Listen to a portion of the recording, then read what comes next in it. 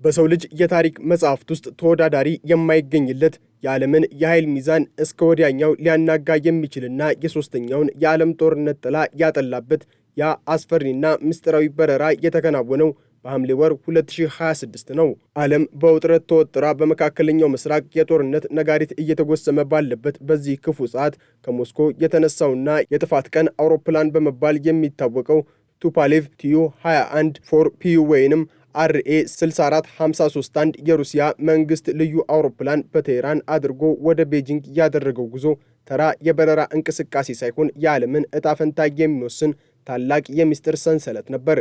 ይህ አውሮፕላን ተራ መንገደኞችን የሚጭን ሳይሆን የክሬምሊን ቤተ መንግስትን የአስተዳደርና የጦር እዝ መዋቅር በአየር ላይ ሆኖ እንዲመራ ተደርጎ የተሰሩ ዘመናዊ የኤሌክትሮኒክስ መሳሪያዎች፣ የማይሰበሩ የምስጢር መፍቻ ኮዶችና የኒውክሌር ጦርነትን እንኳን በአየር ላይ ሆኖ የመምራት አቅም ያለው ተንቀሳቃሽ ምሽግ ነው።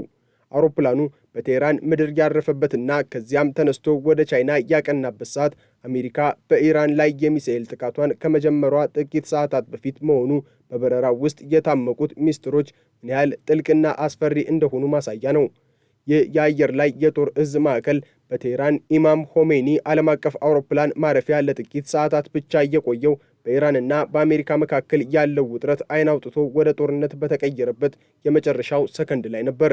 አውሮፕላኑ ቴህራን ሲያርፍ የአካባቢው የራዳር መከታተያ ስርዓቶች በከፍተኛ ድንጋጤ ውስጥ ነበሩ። ምክንያቱም ይህ አውሮፕላን ወደ አንድ አገር መጣ ማለት ወይንም ታላቅ ጦርነት ሊነሳ ነው ወይ ደግሞ ታላቅ ምስጢራዊ ስምምነት ሊደረግ ነው የሚል ቀይ ምልክት ስለሚሰጥ ነው። በዚህ አጭር የቆይታ ጊዜ ውስጥ በአውሮፕላኑ ውስጥ የተከናወኑት ስብሰባዎችና የተለዋወጡት መረጃዎች የሰው ልጅ ታሪክን አቅጣጫ እየቀየሩ ነበሩ። በቴህራን በነበረው ቆይታ የኢራን ከፍተኛ ወታደራዊ መሪዎችና የሩሲያ የደህንነት ባለሙያዎች በአውሮፕላኑ ውስጥ በዝግ በሮች ባደረጉት ምክክር አሜሪካ ልትሰነዝረው ስላሰበችው ጥቃትና ኢራን ልትወስደው ስላቀደችው የአጸፋ እርምጃ የመጨረሻ ውሳኔዎች የተላለፉበት እንደነበር ይታመናል። አውሮፕላኑ በቴህራን ምድር ሲያርፍ በውስጡ የያዘው እጅግ ዘመናዊ የምስጢር መሳሪያ እና የሳተላይት ግንኙነት ከዋሽንግተን የሚወጡትን እያንዳንዱን ወታደራዊ ትዕዛዞች ለመጥለፍና ለመተንተን ሲሰሩ እንደነበር ይገመታል። አውሮፕላኑ ከቴህራን ተነስቶ ወደ ምስራቅ ወደ ቻይና ዋና ከተማ ቤጂንግ ሲያመራ በዓለም ፖለቲካ ውስጥ አዲስ የሶስትዮሽ ዘንግ በይፋ መፈጠሩን የሚያበስር ታሪካዊ ምልክት ነበር። ይህ በረራ ከቴህራን ወደ ቤጂንግ ያደረገው ጉዞ በውስጡ የያዘው የምስጢር መረጃ ከኢራን መከላከያና ደህንነት ጋር ብቻ የተያያዘ ሳይሆን ቻይና በመካከለኛው ምስራቅ ግጭት ውስጥ ያላትን ምስጢራዊ እጅና የሩሲያን የደላላነት ሚና የሚያሳይ ነበር። አውሮፕላኑ ቤጂንግ ሲያርፍ የዓለም ሀያላን አገራት በድንጋጤ ተዋጡ። ምክንያቱም የሩሲያ የጥፋት ቀን አውሮፕላን በቴህራን ታይቶ ወዲያውኑ ቤጂንግ ከደረሰ ሦስቱ አገራት ማለትም ሩሲያ፣ ቻይናና ኢራን አሜሪካንና ምዕራባውያንን የሚገጥሙበት አንድ የጋራ ወታደራዊና የደህንነት ስምምነት ላይ መድረሳቸውን የሚያረጋግጥ ነበር። ይህ አውሮፕላን በውስጡ የያዘው ምስጢር ምናልባትም የኒውክሌር ቴክኖሎጂ ልውውጥን፣ አሜሪካን ለማዳከም የተነደፈ የጋራ የሳይበር ጥቃትን ወይንም ደግሞ በሆርሙዝ የባህር ሰርጥ ላይ ሊደረግ የታቀደውን ታላቅ ወታደራዊ እገዳ የሚመለከት ሊሆን እንደሚችል የደህንነት ተንታኞች በከፍተኛ ስጋት ገምተዋል። በበረራው ውስጥ ያለው ትልቁ ምስጢር ግን አውሮፕላኑ ቴህራንን ለቆ በወጣ በጥቂት ሰዓታት ውስጥ አሜሪካ ጥቃቷን መጀመሯ ነው። ይህ የሚያሳየው ሩሲያ የአሜሪካን ጥቃት ሰዓትና ደቂቃ ጠንቅቃ ታውቅ እንደነበርና ለኢራን መሪዎች የመጨረሻውን ማስጠንቀቂያና የመከላከያ ስልት አቀብላ እንደወጣች ነው። የአውሮፕላኑ ሰራተኞችና በውስጡ የነበሩት ከፍተኛ ባለስልጣናት ማንነት እስከዛሬ ድረስ በምስጢር የተያዘ ቢሆንም ከበረራው በኋላ የተከሰቱት ክስተቶች ግን ምስክሮች ናቸው። አውሮፕላኑ ቤጂንግ እንደደረሰ የቻይና መንግስት ወዲያውኑ አሜሪካን በጽኑ የሚያወግዝ መግለጫ መስጠቱንና ለኢራን ያለውን ድጋፍ በይፋ ማሳወቁ ያ በረራ የመረጃ ልውውጥ ማዕከል እንደነበረ ያረጋግጣል። በበረራው ወቅት በአውሮፕላኑ ውስጥ የነበሩት ኮምፒውተሮችና የሳተላይት መገናኛዎች በመካከለኛው ምስራቅ ላይ የሚገኙትን የአሜሪካን የጦር ሰፈሮች መገኛና እንቅስቃሴ ለኢራን ወታደራዊ እዝ ሲያስተላልፉ እንደነበረ ይገመታል። ይህ በረራ በአየር ላይ ያለ የጦር ክፍል ብቻ ሳይሆን ምድራዊውን ጦርነት ከጠፈርና ከዲጂታል ዓለም ጋር የሚያገናኝ የድልድይነት ሚና ነበረው። የአውሮፕላኑ ቴክኒካዊ ብቃትና በውስጡ የያዘው ምስጢራዊ መሳሪያ ማንኛውንም አይነት የሚሳኤል ጥቃት ለመከላከልና በጠላት የሚሰነዘሩ ኤሌክትሮኒክስ ሞገዶችን ለማፈን የሚያስችል ነው። ይህ አውሮፕላን ከቴህራን ወደ ቤጂንግ ሲበር በምድር ላይ ያሉ ታላላቅ ኃይሎች በበረራው መርሃ ግብር ውስጥ ምን ተደብቆ ይሆን የሚለውን ለማወቅ ቢሞክሩም አውሮፕላኑ ካለው ከፍተኛ ጥበቃ የተነሳ ምንም አይነት መረጃ ማግኘት አልቻሉም። የበረራ ቁጥር RSD 420 ተብሎ የሚታወቀውና በራዳር ላይ አልፎ አልፎ የሚታየው ይህ አውሮፕላን በቴህራንና በቤጂንግ መካከል ያደረገው ጉዞ ዓለምን ወደ አዲስ የኃይል ሚዛን የገፋ ነበር። በዚህ በረራ ውስጥ ምናልባትም በምዕራባውያን ላይ ሊሰነዘር የታቀደው የታላቁ የኢኮኖሚ ጥፋት እቅድና የፔትሮ ዶላርን የበላይነት የሚገረስስ የሚስጥር ሰነድ ተጭኖ ሊሆን እንደሚችል ሩሲያና ቻይና ኢራንን በመጠቀም አሜሪካን በጦርነት አድክመው ዓለምን ለመቆጣጠር የያዙት ስትራቴጂ የዚህ በረራ ዋናው ጭብጥ እንደነበር የታሪክ ተመራማሪዎች ይስማማሉ። በረራው ከተከናወነ በኋላ ባሉት ቀናት ውስጥ በሆርሙዝ የባህር ሰርጥ ላይ የተከሰተው የንግድ መርከቦች ጥቃትና የኢራን ክሩዝ ሚሳኤሎች እንቅስቃሴ በዚያ አውሮፕላን ውስጥ ተወጥኖ የወጣው ወታደራዊ ስምምነት ውጤት እንደሆነም ይታመናል። አውሮፕላኑ ከቴህራን ተነስቶ ወደ ቤጂንግ መሄዱ የኢራን ሰራዊት የሚጠቀምባቸው የቻይናና የሩሲያ ቴክኖሎጂዎች የሚቀናጁበትን መንገድ ለመወሰን እንደነበረ ግልጽ ነው። ይህ በረራ የሰላም ጉዞ ሳይሆን የጥፋትና የውድመት እቅዶችን የያዘ በመካከለኛው ምስራቅ የሚገኙትን የአሜሪካ ወዳጅ ሀገራት ማለትም እንደ ሳውዲ አረቢያና የተባበሩት አረብ ኤምሬቶች እንዴት ማዳከም እንደሚቻል በሚስጥር መመሪያዎችን ያካተተ ነበር።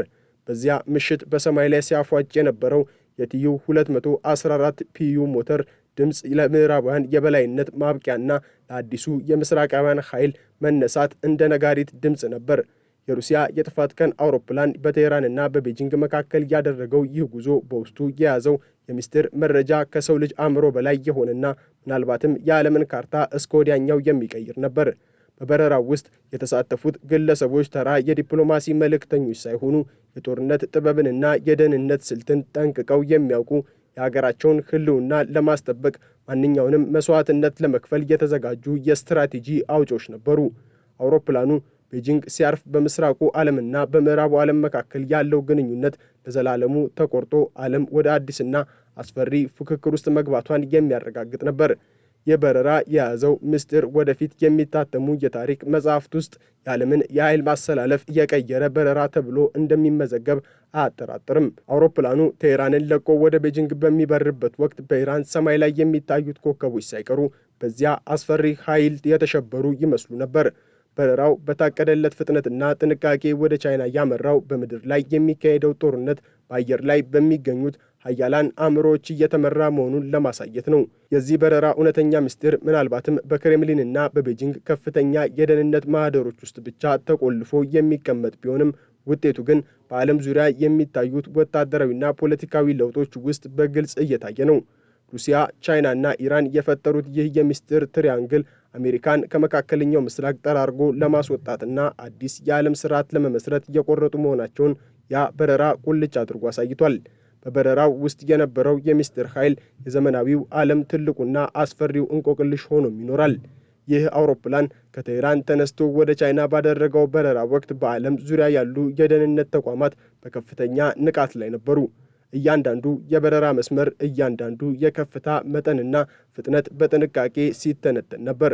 አውሮፕላኑ የራሽያ ልዩ የበረራ ቡድን ሩሲያ ስፔሻል ፍላይት ስኳድሮን አባል እንደመሆኑ በውስጡ የያዘው ኮምፒውተሮች ብቻ ሳይሆኑ የሩሲያ ፕሬዝዳንት ቭላዲሚር ፑቲን በማንኛውም ጊዜ የኒውክሌር ጥቃት ትዕዛዝ ሊሰጡ የሚችሉበትን ጥቁር ቦርሳ የሚመስል ስርዓት ተጭኖበት ሊሆን እንደሚችል ይገመታል። በቴህራንና በቤጂንግ መካከል የነበረው ግንኙነት በዚያ በረራ አማካኝነት ወደ ወታደራዊ ውህደት ማደጉን የሚጠቁሙ ብዙ ምልክቶች አሉ። ለምሳሌ አውሮፕላኑ ቤጂንግ ከደረሰ በኋላ በነበሩት ጥቂት ቀናት ውስጥ ቻይና ለኢራን እጅግ ዘመናዊ የሆኑ የሳተላይት መረጃዎችንና የራዳር መከላከያ ቴክኖሎጂዎችን ለማቅረብ መስማማቷን የሚገልጹ መረጃዎች ወጥተዋል። ይህ የሚያሳየው ያ በረራ ተራ ጉብኝት ሳይሆን የጦርነት መሳሪያዎችንና የመረጃ ልውውጥን የሚያስተባብር ታላቅ ወታደራዊ ኮንፈረንስ በአየር ላይ እንደነበረ ነው። ከቴህራን ወደ ቤጂንግ የተደረገው ይህ በረራ በምዕራቡ ዓለም ላይ የተሰነዘረ የስነ ልቦና ጦርነትም ጭምር ነበር። አሜሪካና እስራኤል በኢራን ላይ ጥቃት ለመሰንዘር በሚዘጋጁበት ወሳኝ ሰዓት የሩሲያ ከፍተኛ ወታደራዊ አውሮፕላን በዚያ መገኘቱና ወዲያውኑ ወደ ቻይና ማምራቱን ብትነኩን ሶስታችንም በአንድነት እንመታችኋለን የሚል ቀጥተኛ መልእክት ነበር። ይህ በረራ የያዘው ምስጢር ምናልባትም በዓለም ዙሪያ የሚገኙትን የአሜሪካና የአውሮፓ የኢኮኖሚ ጥቅሞች ለማውደም የታቀደውን የጥፋት ፕላን የሚመለከት ሊሆን ይችላል።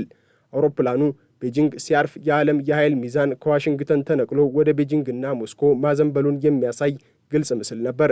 በዚያ አስፈሪ በረራ ውስጥ የነበሩት ምስጢራዊ ሰነዶችና ዲጂታል መረጃዎች ወደፊት በሚመጣው አዲስ የዓለም ስርዓት ውስጥ የሩሲያና የቻይናን የበላይነት የሚያረጋግጡ የድል ዋስትናዎች ናቸው።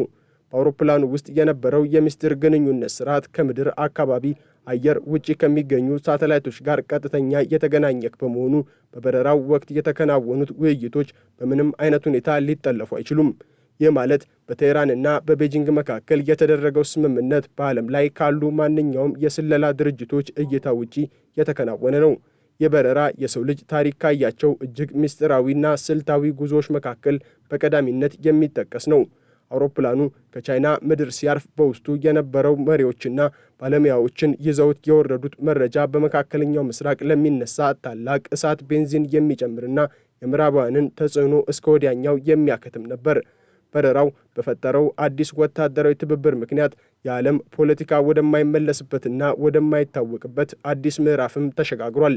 የሩሲያ ቲዩ-214 ፒዩ አውሮፕላን በቴህራንና በቤጂንግ መካከል ያደረገው ጉዞ በውስጡ የያዘው የምስጢር መረጃ ምናልባትም የአሜሪካን የጦር መሳሪያዎች አሰራር የሚያፈርስ ቴክኖሎጂና የኢራንን ሚሳኤሎች በቻይና ሳተላይቶች የመምራት ስልትን የሚመለከት ነው። ይህ በረራ በቴህራን ሕልውና የሰጠው ዋስትና አገሪቱ በአሜሪካ የሚሰነዘሩባትን ጥቃቶች በጽናት እንድትቋቋምና አስፈሪ የአጸፋ እርምጃ እንድትወስድ የሞራልና የቴክኒክ ድጋፍን አድርጓል። በረራው በአጠቃላይ ሲታይ የሶስቱ ሀያላን ሀገራት አንድነት የማይበገር መሆኑንና ዓለም ወደ አዲስ የኃይል ግጭት መግባቷን የሚያበስር የጥፋት ደውል ነበር። በዚያ ምሽት ከቴህራን ወደ ቤጂንግ የተጓዘው አውሮፕላን በውስጡ የዓለምን ዕጣ ፈንታ የያዘ ታላቅ የምስጢር ሳጥን ተጭኖበት ነበር።